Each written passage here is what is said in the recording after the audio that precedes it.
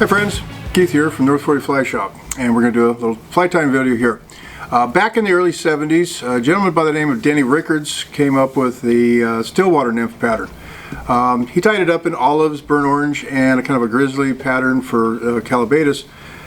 It's a pattern that kind of represents a number of things, whether it be damselflies or dragonflies or whatever it just happens to represent. Very effective pattern. Still used to this day. I use it. A number of my customers who come in, because we carry it in the shop, use them. It's just a good all-around lake pattern. I started tying up these patterns in kind of a dirty yellow some years ago because I'm a big fan of yellow and I don't think it's used enough in lake patterns. So this is yellow blackbarred is what I use.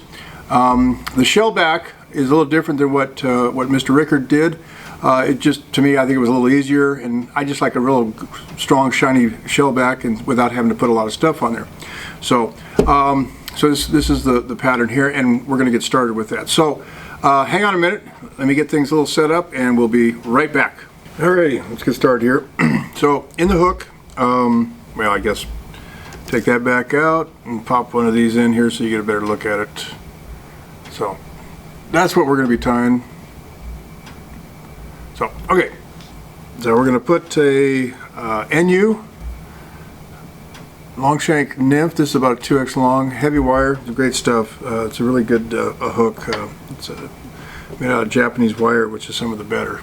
So onto the shank, we're going to put some 0.010 lead wire, and we're going to do about 22 wraps.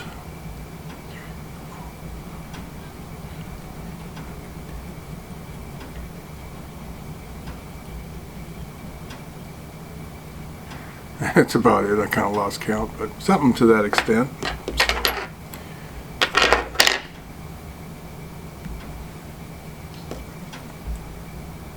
And you want to kind of situate that wire kind of in the middle of the hook. So then we're going to use some Veevus. This is the light Cahill. It's a light yellow. And this is in the 10-aught. I like to use a little smaller thread, and this stuff is really strong. So start a wire, or start a thread back a little bit, and I'm going to capture that wire just to kind of get it situated and trapped. Get it wrapped in there. And we're going to take the rest of it right back to the bend. Alright.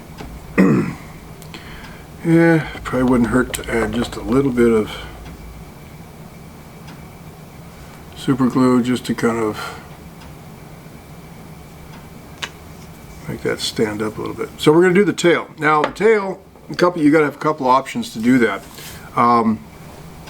You can use the Grizzly marabou in which is more like chickaboo in the barred yellow, or you can use the fluff on the bottom of your saddle hackle, and that's what I'm going to do right now. Just because I was looking at it and decided that it had the long enough fibers I needed.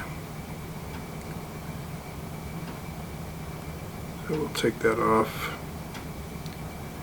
And we're going to use about a 1/4 inch, just a little over a 1/4 inch of those stripped off the stem. And the tail should be right about half the length of the shank of your hook. Just about like that. Get that secured in.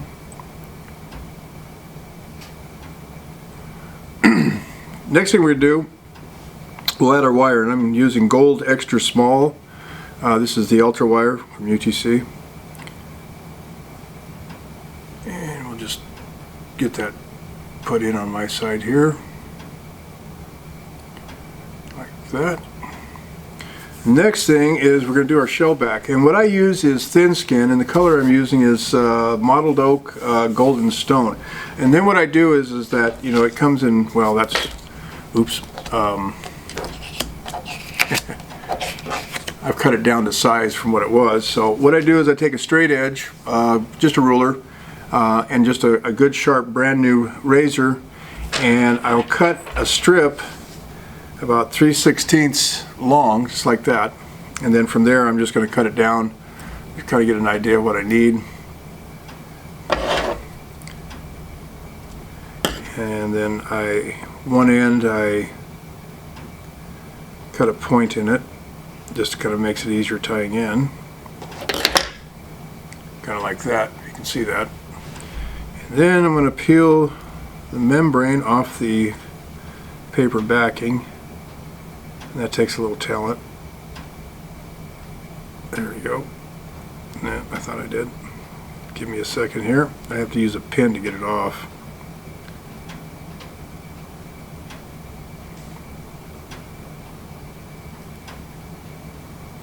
There we go. So that's what you end up with right here. So I'm going to tie it in by that little point that I just cut.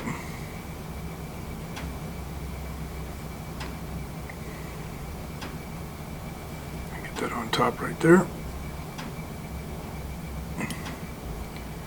You want that to make sure it's right on top. There you go. Get that in there cinched in good.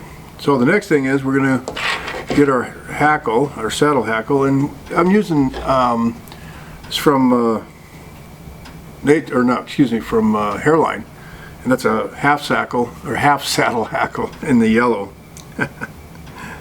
So,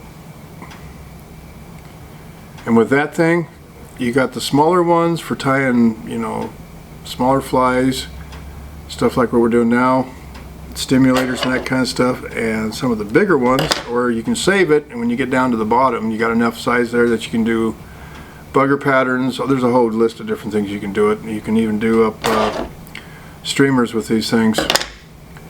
So we're going to get that tied in. Get it tied in the right way. Alright. And then for the body, we're going to use ice dub in the UV light yellow. And what I do is I break it into smaller pieces to put it on for dubbing. So you can either pull it apart or cut it up. So you kind of start off a little bit at a time. To put it on, you don't have to dub it on real super tight, because I want it to be a little fluffy on there.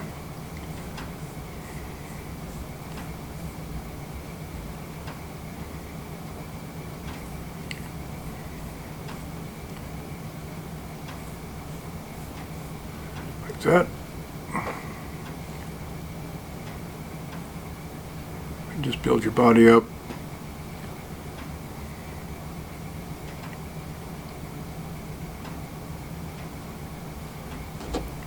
Might need to add a little bit more.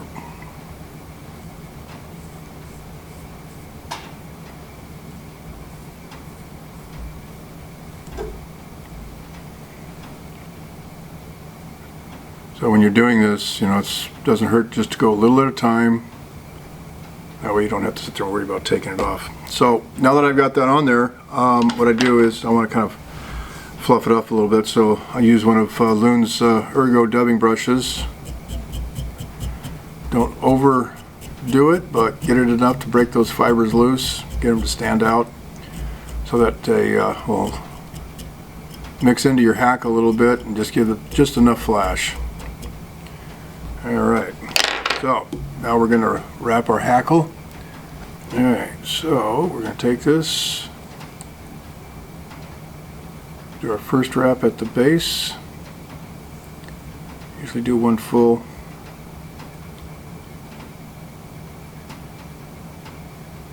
And then you're only going to do about 3, maybe 4 wraps through the body, is ideally.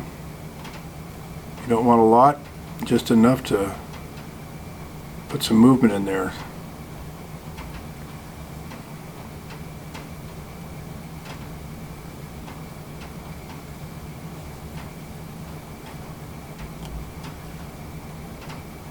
And then once we get to the front,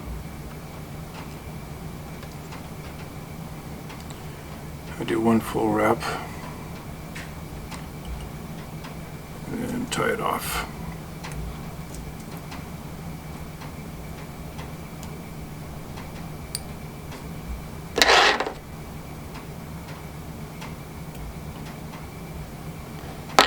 like that.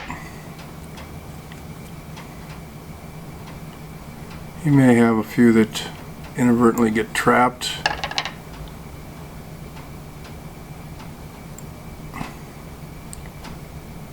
There we go. And just kind of take the time now to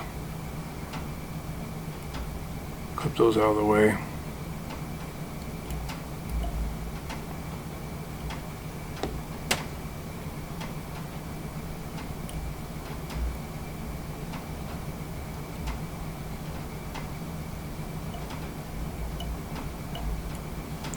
Good enough for now. Okay, so before I do any further, I'm going to come in and pick out a little bit of those hackle fibers that may have gotten trapped inadvertently, and also pull out some of that dubbing a little bit more.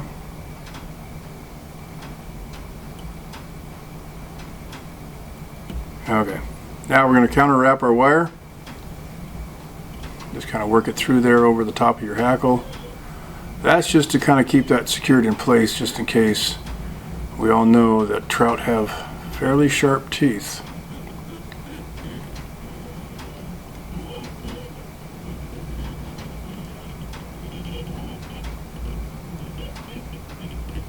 There we go. And also, when you get done with this wire, you might want to go back through and make sure that you didn't trap any hackle fibers. So we're just going to helicopter that off.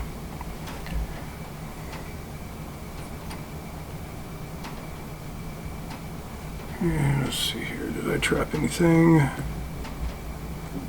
Yeah, I got a couple there. When you're doing this though, be careful that you don't grab onto that wire, because it is extra small, so it will break easy if you put too much pressure on it.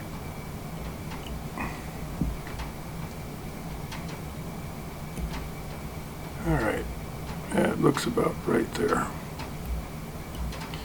So the next thing, we're going to do our shell back, and that's with the thin skin. So you want to kind of part your hackle on top, kind of pull it down to the sides a little bit, and then you want to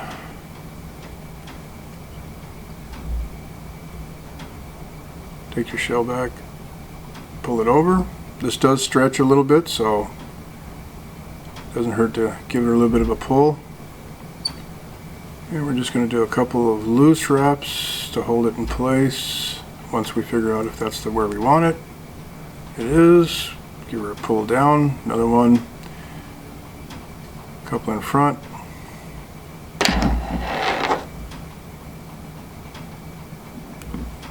Clip those off. And I still see that I've got a few stray fibers there. We'll take care of those in just a minute. Okay, I went ahead and just turned the camera off so I could clean that up a little bit. So get those down there. Now the next thing is, now you can end it right there if you just want to go with the yellow head. Sometimes I put change the color thread, or change the color of the thread to either black or red, just to add a little something extra. So what I'm going to do is just change the color with using a felt marker. That's all you got to do, because I want a black head on this.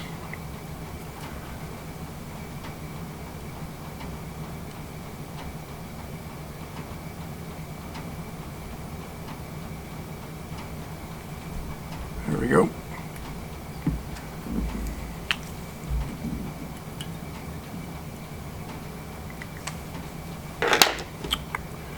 So now we're just going to whip finish this.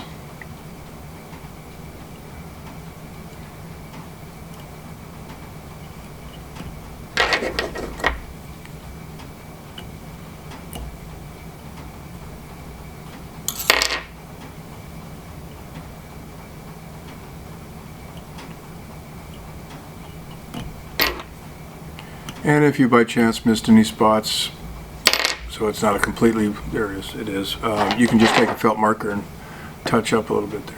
So there we go. So that's it. You can apply your head cement or even loon, which is good stuff. That's what I usually use. I don't have it with me at the moment. So we're going to just leave it for bare for right now. But anyways, there you go.